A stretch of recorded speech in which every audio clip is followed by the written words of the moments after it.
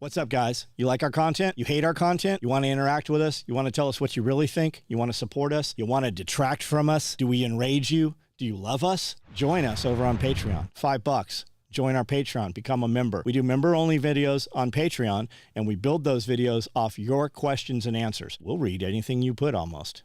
Even if it's against us, if you disagree with us, we can have a real conversation. We can have a hateful conversation. Patreon.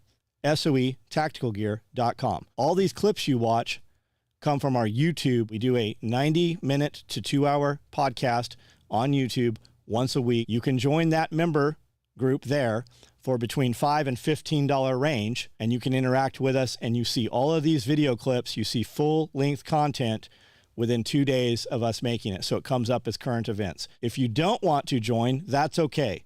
These videos come out free to the public on the SOE Tactical YouTube page. I also do a live every night at 9 o'clock on YouTube, and we can discuss anything you guys want to talk about.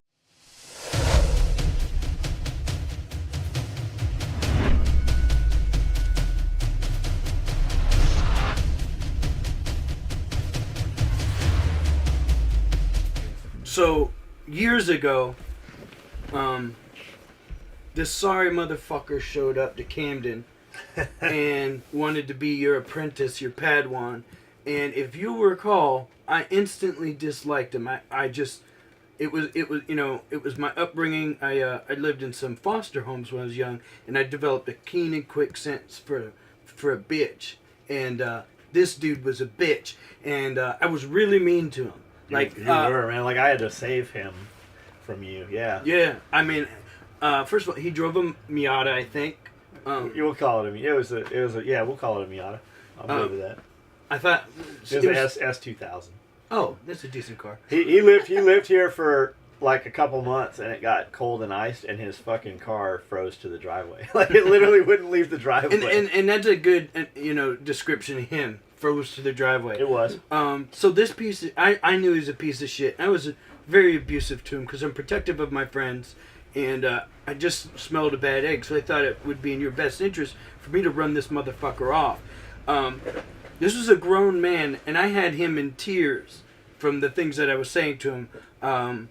And what did he do to you? He was a bitch, man. Like he just didn't. I let him in because he was alumni. He took some classes. We needed some manpower. He came out here, and he did what we needed to do, but. He wanted to start a business, and that's basically what he did. So he pulled some bitch move. We started the combat cock thing as a side thing for him to make a little bit of cash and just, fucking have something to occupy his time. He would run through girls. He was a goofy little kid, very, very insecure, and he was just odd-looking little fella. And we would introduce him to girls left and right, chicks that were going to fuck him that night. And he's like, oh, she has a mole. Or she has her big toes just too big. There's always some silly shit. Right. Like, motherfucker, do you not have a mirror in your house? Right. Like, are you a vampire? You don't have a reflection? Because she's way out of your fucking league. So, anyways, we've started this to keep him busy. He was using scrap and shit. So, this goes on for a few weeks. And, I set up a Facebook page for him. And we had the website for him. I had my guy fucking build a website for him. And we just took these fucking little pincushion things and made them really fucking cool. So he was going to go to California and take a Domo doll, this fucking stupid square stuffed animal.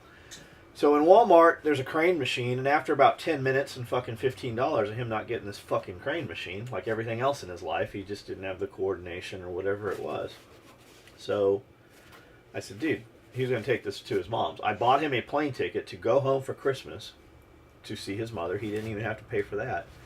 And I'm like, dude, take the combat cock. He's like, we can't call it the combat cock. We'll call it the battle bird or the super chicken. Or I'm like, dude, that's gay as two boys fucking. Like, we're going to call this the combat cock. He's like, we can't call it. I'm like, bullshit, motherfucker. I will choke the shit out of you. This is the combat cock. So he takes it, and he's taking pictures, as he goes around California and shit. Dudes really like it. They're like, oh, that's cool. He comes back, and I'm like, dude, guys really like that fucking combat cock. We should make these. And better yet, I will help you make them. I showed him how to sew, and we figured out how to build these things. And he started selling them. He's like, well, I'm going to sell them for $10. I go, bullshit, you're going to sell them for fucking $25. Well, I don't think people will buy them. Right. You're driving a Miata, and I have all the shit you want to have. Obviously, fucking who's going to listen to you? You work for me. You're in a prime fucking position to learn a thing or two. Fucking keep your mouth shut and your fucking eyes open. You know, one of those deals. So, we build these things. He comes out the gate at $15 with him. Fucking retard. He must hate money. So, he's building them, and he's using scrap, and I'm letting him use scrap and shit. Well, about a month goes by, and we go to ship some fucking black micro rigs. And I'm like, dude, why do we have these fucking 50 micro rigs sitting here? Why are they not at our dealers? Well, they can't ship because we're out of 1-inch webbing that we need for the waist straps. I'm like, how did that happen? We just fucking had all this webbing come in. You know, we were buying a case of webbing back then, not a fucking truckload of webbing. He's like, well, I don't know, man.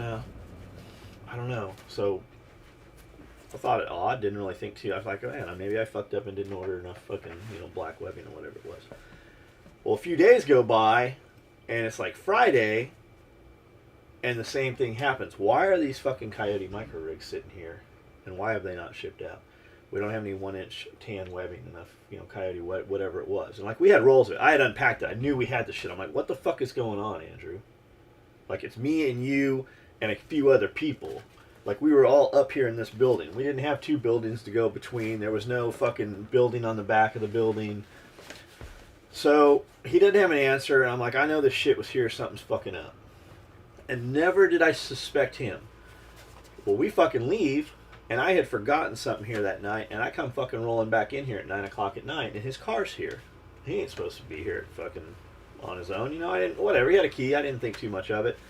I come in, I hear, psh, psh, psh, psh, psh, psh, psh, psh, and he's cutting up. Lo and behold, what is he fucking cutting? He's cutting a roll of fucking 1-inch tan webbing that I can't ship all of our micro rigs for. So I flipped my shit. And I'm sure he had a little bit of fear in him, and I didn't What was he doing it for? He was cutting up fucking combat cocks. We couldn't ship our rigs because he had stolen our fucking webbing, and rather than cutting the scrap intails by hand and burning them, he's on my digital cutter cutting up fucking tails for the combat cocks. So I said, okay, I'll halt. Fucking, there won't be another fucking chicken made here. You fucking refund everybody you owe right now until we get some fucking accounting online. Like, I didn't even put an axe to it. I didn't say, hey, this isn't fucking You brought happening. this motherfucker into your business, taught him how to do it, set him up, sent him home to see his mom. I did. Fed him. When you went out to meals, did he ever pay? No, we paid for it. But I do that for anybody. I would do it for anybody that works for us. That's a given. I mean, it's just like paying for my kid. I mean, their family. So it's not that he got anything special. But yeah, we took care of him. I'm fucking right. I took care. He was here. You got the full John Willis effect. Like he was on another. It was like being on another planet for him. You know? He'd never been. He lived with his mom. He'd never been away from home. Never been around fun people. So we did take care of him. He got to do a lot of very cool shit. And anybody works here gets to train at TAC Response for free. James fucking usually hooks him up way beyond that. Right. So I'm like, all right, we're gonna have fucking income and outgoing. You're gonna have a fucking balance sheet. You're gonna know what you made. You're gonna know what you owe. We're gonna do some simple fucking accounting, and you're going to buy these rolls of webbing from me. They're $35 a roll of webbing. You're gonna buy it. I'm not even gonna charge you shipping on it. And he fucking gets all fucking emo for a few days, and this was on Saturday. So he comes in Monday. We work all through the week, and he doesn't really talk a whole lot. We're still going to the gym. We go to the gym in Camden. There's some tension there.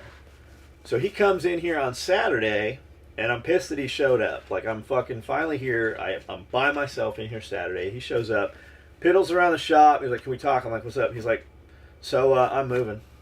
And I'm like, cool. So you got that fucking house you're looking for. He's going to move out of the apartment over here. I'm like, when do you move? He's like, no, I'm going back to California. I go, really? Is that right? We had just come back from SHOT Show, right? Okay, so we had gone to SHOT Show. I hauled his ass out to SHOT Show, paid everything for SHOT Show. We came back, and the weekend after we got back from SHOT Show, he tells me he's moving. So I'm like, okay. He's like, but I'm still going to work here for 6 weeks for you. I go, no, you're not. Grab your stuff. You're out of here, fucking, because I'm not going to let you fucking go through my shit and try to find some more fucking lines of fucking, sabotage me or fucking, get more information. At this point, he had access to your customer database, access to everything. patterns. Right. Yeah. Right. So I launch him out, and he fucking piddles around Camden for 2 weeks, and I don't understand it. So when he finally gets out, when I go to the same landlord who was renting him the apartment for some other employees, I get to talking to this dude, and he's like, "Yeah, that guy gave me fucking 4 months, 4 weeks ago," which was right about the timeline when I chewed his ass. He had already fucking given notice that he was leaving and shit. So I'm like, Andrew, dude, you fucking owe me. It was $600 something, whatever. He owed me some money. So $600. Let's say it's $600. So he goes and fucking takes off, packs up, ships a fucking 70-inch television home, ships it, has the money to ship that, has the money to fucking rent a truck and take all his personal shit home, and then tells people he didn't have the money, he'll send me a check. So he got home and started building these, and it was kind of like he'd build 5 and I'd fucking build 100 of them. I would sit here myself and build these motherfuckers. So he had the nerve to call up Amanda, and he's like, "Why is John building these chickens? The combat cocks. Why is he trying to put me out of business?" And she fucking played the message for me. And I said, "I'm not." And I sent him an email. That's when I sent you the email too. Right. So I'm not trying to put you out of business. If I was trying to put you out of business, I would give away one of these with every order.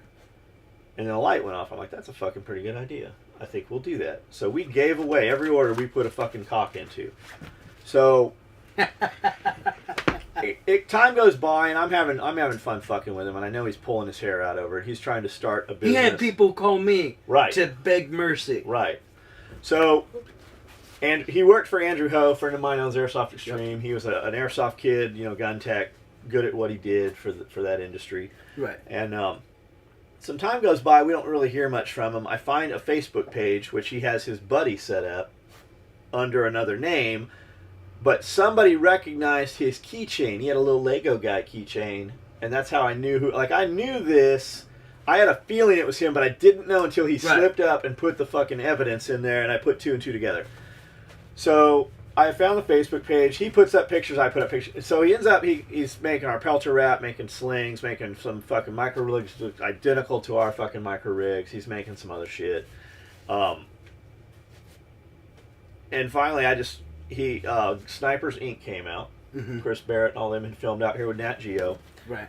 And he made some posts that night on Facebook, and he was basically told, "Hey, you're fucking excommunicated. You're not welcome at Tactical Response. You're not welcome in Camden. If you come here, terrible things will happen to you. You stay in fucking California. That's what you've chosen." And my guess is he's tilting him up, gets a little drunk, and talks some shit on Facebook. Enough so that when I walk in here, I've got 3 emails, one of them being from my attorney, going, "Hey, this dude is saying these things. We need to shut this down." I'm like, "I agree. Run with it how you need to run with it." So Dana fucking sent some emails.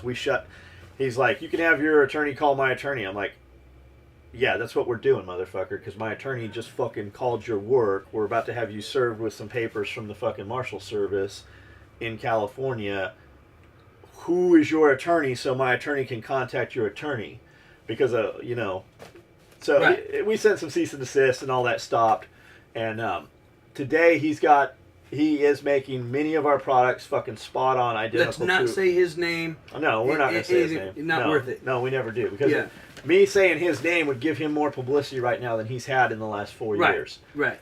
So. And the only thing that's remarkable about him is what a piece of shit he is. That's like the only interesting thing about him is how bad he stinks. Dude, you were right. Like, you were right. I'll tell you. I had no idea we were going to talk about this when we turned this camera on, right? I didn't know where you were going with it. I didn't even think of it. But Colin's back there behind the camera, and like when I have a sixth sense about somebody, like I usually come before there's a major problem. I'll come to Colin or Amanda 3 or 4 weeks ahead of time and go, "I think this. I hope I'm wrong." And that's how Ben was with this. Like, dude, it fucking played out A, B, C, D, E, and he was fucking 100% spot on. So this kid's out there. He's in California. He's making gear. SWAT guys from his hometown, who we did business with, have gotten in touch with me many times, and they're like, "Hey, we paid this kid this money. He won't fucking return our phone calls. We're asking him where our fucking duffel bags are. He said, this guy's like, I just got on the SWAT team and I fucking vouched for this guy. I'm like, this guy can make our shit. We'll fucking kick down. I collected money, gave him the money, and fucking, months later, we're going, hey, where's this shit at? And he never replies, and he'll get back to me in the middle of the night at fucking midnight with some stupid ass text, like a quote from a cartoon. Like giggity giggity or some shit. That's what he was saying, like the fucking dude from Family Guy or whatever. So they're not happy with him. He's just some dude doing this as a hobby. He's basically still, what is that? My phone? Oh, okay. So he's basically still living in his mom's house. He's got one sewing machine, and he learned from me, like, fake it till you make it. Don't say I, say we. Don't show one, show fucking a bunch. Make it appear bigger than it is until it's bigger than it is. And he does. He learned, like, he apprenticed with me for 6 months, and I rubbed off on him, and the kid, he's smart. He has the appearance of doing shit, but he's really not. Right. So, baloney. yeah, that's the deal. It didn't, So it hurt my feelings. Right. More than it didn't hurt anything else. It just fucking hurt my feelings. Right. Yes. And that's why I distance myself from a lot of people. Like, I'll have employees here, but it's not like it used to be. We used to all go places. Like, I'm close with Colin. I'm close with, a couple other people, but, like, we keep our distance more. Your name is Colin? Mm-hmm. Someone told me it was Pablo. Pablo. Yeah, he calls me Pablo. Do you remember the Jerky Boys? Yes. Come to Florida, Pablo. Have you been washing your ass, Pablo? That's how he got named Pablo. I got some Mexicans on the roof. Yeah. I just fired one off. Asbestos, I put mustard on the shit and eat it. I'll sue you for punitive damages. Yeah. Joey's bad hurt. We just launched a tennis ball in his ass and it stuck. Oh, man. What else, guys? What's the worst jail you ever been?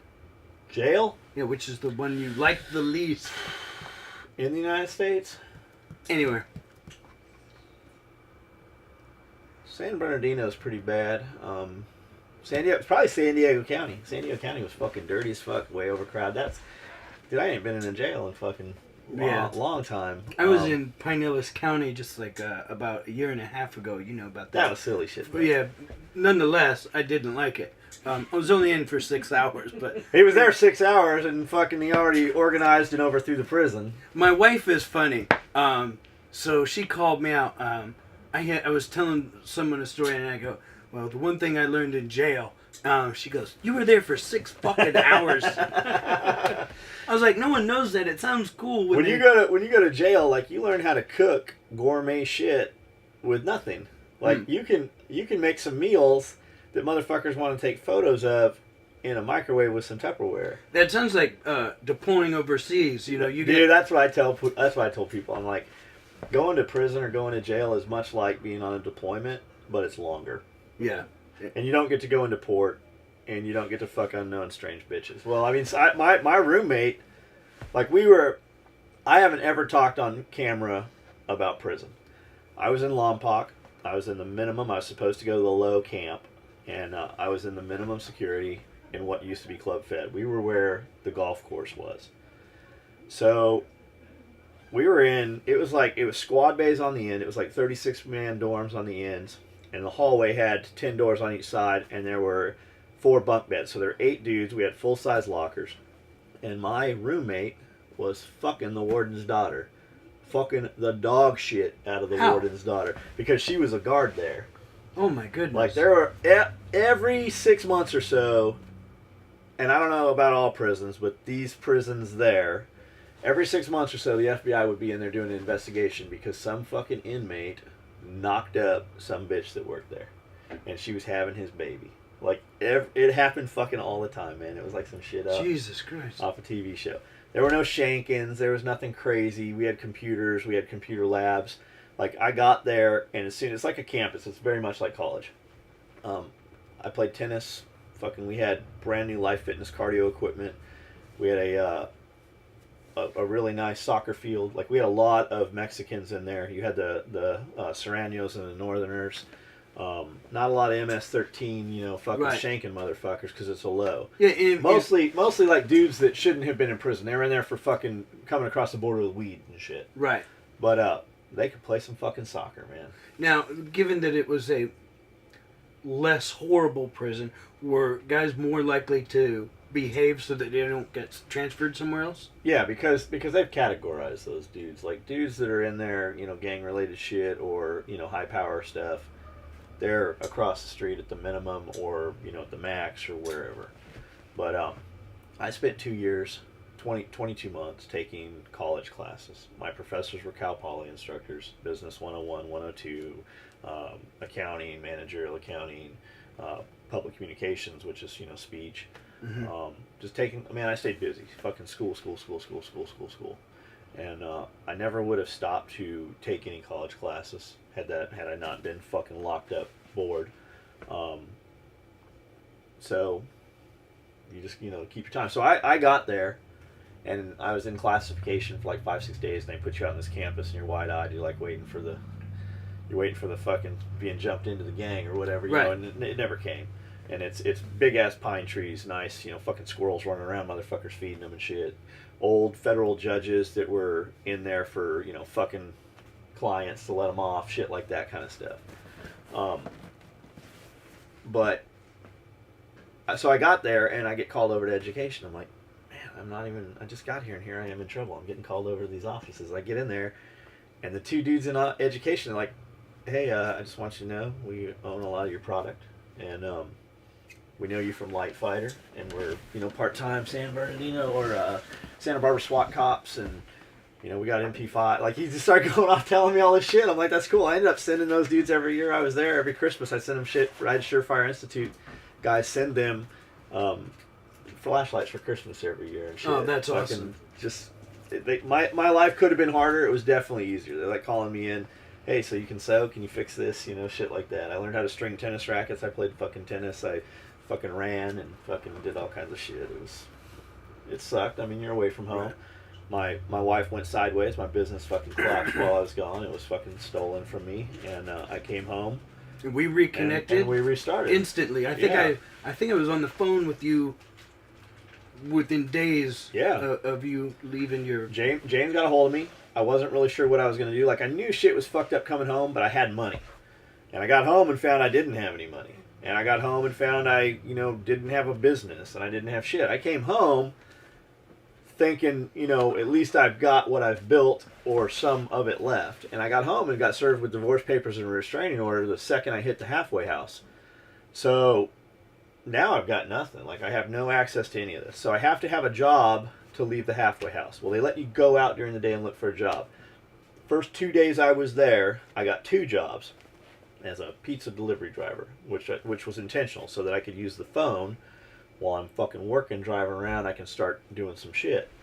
And then I had a 3rd job within the end of the week. So here's this dude out of fucking prison that has to go in and go, hey, I'm out of prison, and I know that looks bad, but I need you to give me a job, and I need you to trust me with your shit. And, you know, it's all going to be okay. So I had 3 fucking... So that's... You know, when dudes are like, I can't get a job, or, you know, there's just no work. I had a lot of shit against me that a lot of people don't have against me, but I had fucking 3 jobs within a week.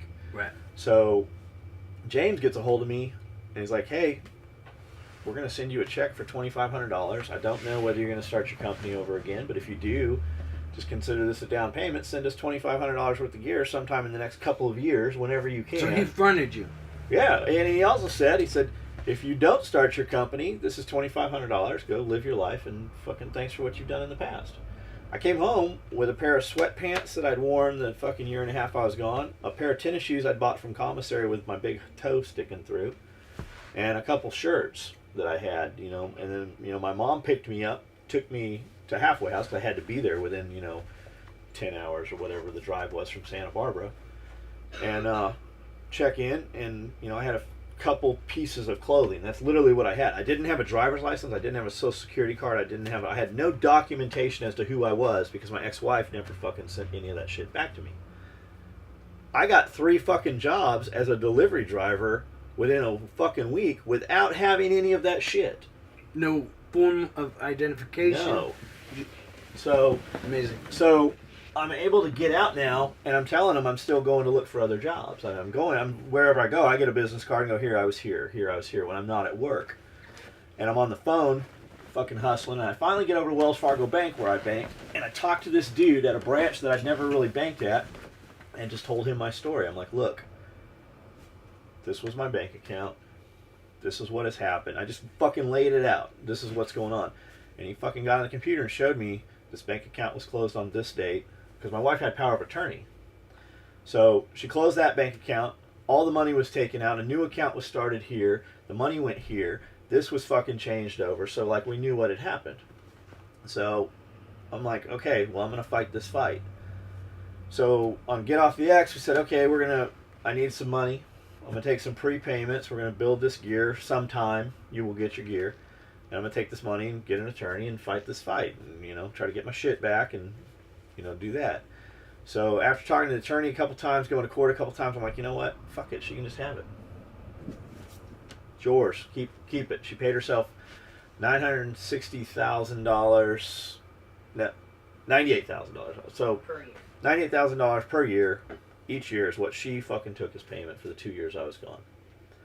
So then I get hit with child support, and I've got this menial, I got a little fucking bullshit couple jobs, and I'm starting to make some fucking gear. Child support comes in and goes, well, you filed joint taxes, so you made $100,000 a year for the last 2 years, so you owe $1,500 a month in child support. I wasn't making $1,500 a month in child support, so I'm just dodging child support, trying to stay out of fucking jail, finally get off fucking federal probation. Federal probation officer's cool as fuck. I go in there, he's like, I read your casework, looks like you got fucked. Keep your mouth shut, fucking you're the least of my worries, go fucking live your life. They were fucking totally cool. So, Hey, do you want to say that guy's name? Do you remember it? probation officer? Yeah, the guy who was cool. Oh, I yeah. don't even remember him. So, you know, I did my 3 years probation, and 30 days after that was up, we moved out here. The money James loaned me, the $2,500, the check they sent, I went and rented 2 sewing machines, called up all my vendors, said, hey, we've done millions of dollars in business, I'm starting over again. You're going to take a risk, you're going to send me a bunch of shit as free samples, and I'm going to rebuild my business, and we're going to be doing millions of dollars of business. And every one of them sent me fucking shitloads of webbing and material and samples, cuts. So we started building shit. We built up, myself and a couple of other people I had working with me, Amanda, one of them. We built a bunch of subloads that James had said he wanted, and we paid that $2,500 back in gear 6 weeks after he sent it to me. And we just kept doing it. And the internet, like when we were doing this shit when I left, the internet was around. There were some forums and stuff, but it wasn't like it was. Like, we didn't have texting when I went, when I went to prison. I come home and all of a sudden I'm texting and shit. And things are definitely faster now. Like, we talk about being in business before the internet. We really were, when you think about it, we really were in business before there was fucking internet. Yeah. And now it's just so fast, man. We can connect. I can put something on Facebook and 375,000 people see it, and their friends all see it. Right. So it goes fast, man. There's no telling what we'll be doing 5 years from now. The Industrial Revolution changed the world in 3 or 4 years. Right. The technological revolution is changing the world every day. hour. Yeah. I was sitting there, I was in this dude's car today, and he's got, I have a Mercedes, and people bitch that it doesn't have a lot of electronic gadget interface. Right. And I talked to an engineer from Mercedes who was traveling through Tampa, happened to run into him, and he said that's for a purpose. Because technology changes so fast, those implements become useless. Sure they do, right. 90 days after you get it. Yeah. They're old before they're in production. Right. Technology. Do you drink?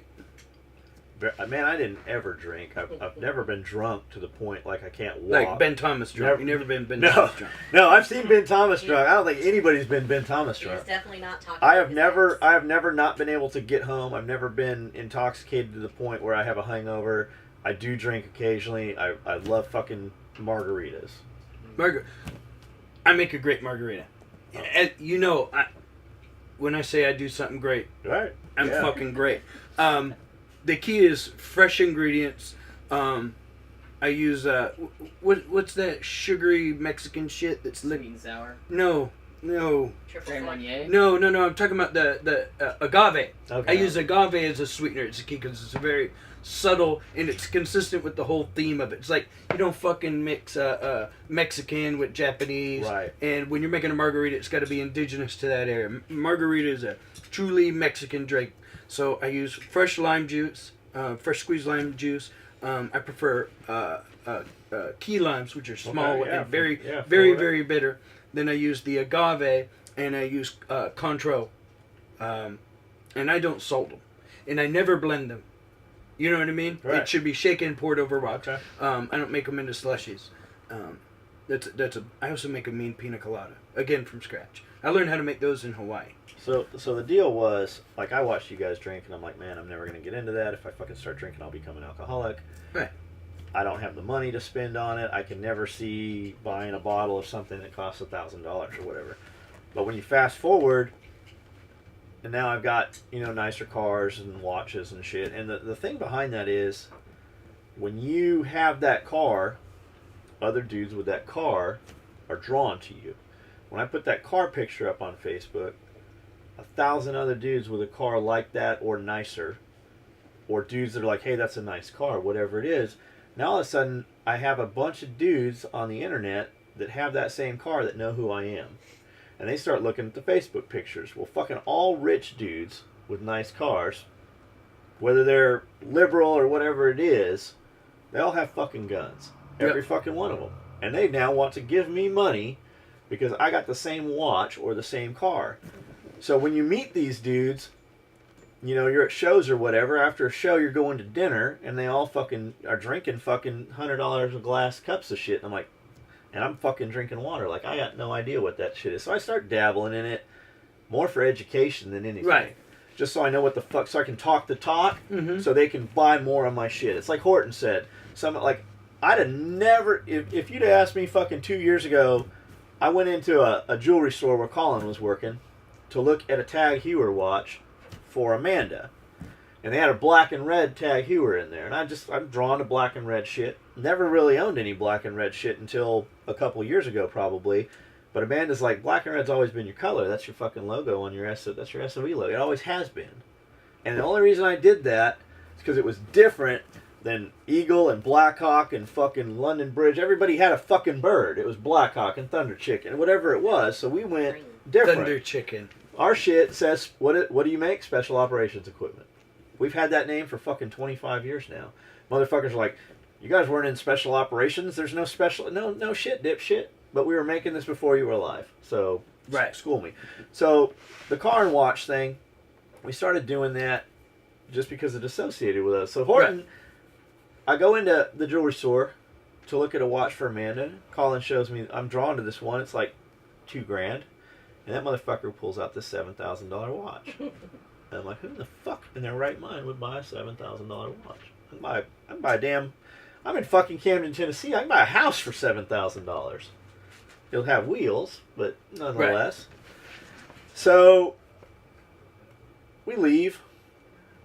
And Colin, like, I'm talking to him. Somehow we just start... He mentions guns. Like, I had no idea. All I saw was this buff little motherfucker in a suit that looked like a pimp. Like... Hey, I don't want to buy a watch, but I'll bet he fucking sells some blow. Like, so... Did you sell blow at the time? No. Not at the time.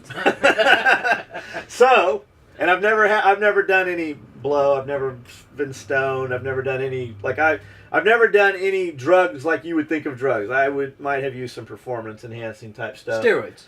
But I've never done coke or weed or any of that stuff. I've done a lot of coke. So he texted me this picture of this fucking RS-17, RS-2 fucking Tag Heuer, and it's black and red, and it's a Grand Carrera, and it's fucking like $12,000, and he's like, it's the last one in the company. There's like 5 in the United States, and I've got 1 here. I'm like, I'm not buying this motherfucker, but I really want to see what a fucking $12,000 watch looks like. So we drive down there, and I just wanted to see Colin. The first time I met Colin, when we walked out of there, I looked at him and I go, I would hire that little motherfucker in a heartbeat. I don't even know what he can do. He can juggle. I'll hire him. So we go back over there, really just to see Colin, look at the watch. We walk out of there, and she's like, "Why don't you get that watch?" I'm like, "I can't afford that watch." She's like, "Yeah, you can. Fucking get the watch." I'm like, "I'll never fucking buy a $5,000, $10,000 watch." So, the thing with Horton is, Horton had like a Panerai that was like $6,000 or whatever. I'm like, motherfucker, people ask him, why do you wear these expensive watches? Yeah, there. Cody's wearing it right there. So Horton will tell you, he's like, man, I make knives. I wear a $10 pair of Dickies. I wear a T-shirt a friend